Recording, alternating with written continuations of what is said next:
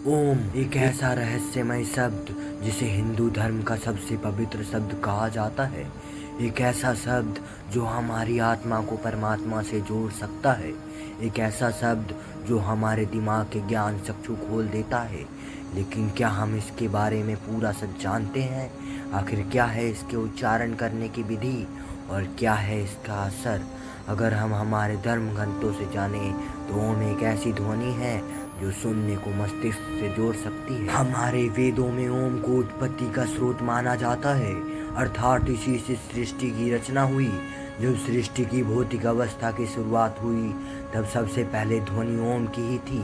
ऐसा नहीं है कि ओम की ध्वनि को सिर्फ हिंदू धर्म तक सीमित रखा गया है। जैन धर्म, बौद्ध धर्म और सिख धर्म में भी इसके बारे में विस्तार से बताया गया है। 21वीं सदी में तो पश्चिमी वैज्ञानिक भी ओम पर रिसर्च करने में लग गए, क्योंकि योग निद्रा में इसका असर शरीर पर चमत्कारी रूप से होता है। भारत की कई यूनिवर्सिटीज में ओम शब्द पर कई तरह के शोध हुए हैं, जिनमें ये असर सब पर साफ था कि रोज ओम का उच्चारण करने वाले लोग दूसरों से ज्यादा शांत थे। लेकिन सबसे बड़ा चमत्कार तो ये था कि ओम के उच्चारण से उन लोगों की कई बीमारियां बड़ी ही धीमी असर कर रही थी। कई वैज्ञानिक उसे प्लेसिबो इफेक्ट मान रहे थे।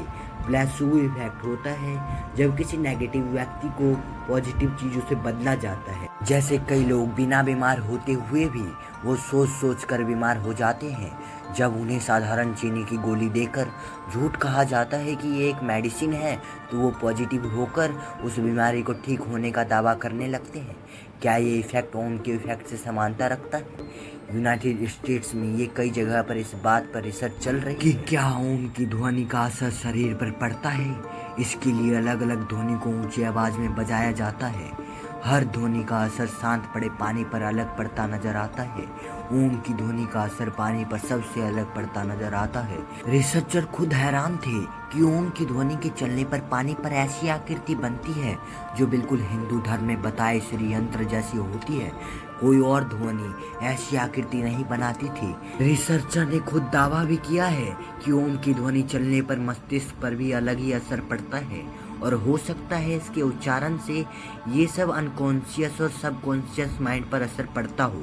अगर हम बात करें हमारे धर्म ग्रंथों की, तो उसमें भी यही बताया गया है कि ओम की ध्वनि की उच्चारण से ही ईश्वर का ज्ञान पाया जा सकता है, लेकिन इसका सही उच्चारण करने पर ही इसका असर पड़ता है। इसकी विधि हम आपको बताते हैं।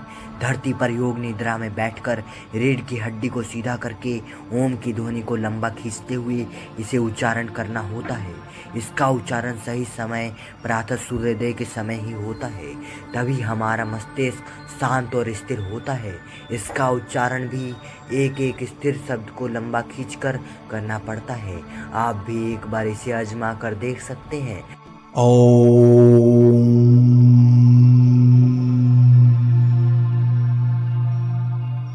और इसका आप पे क्या असर पड़ता है, कमेंट करके जरूर बताइए।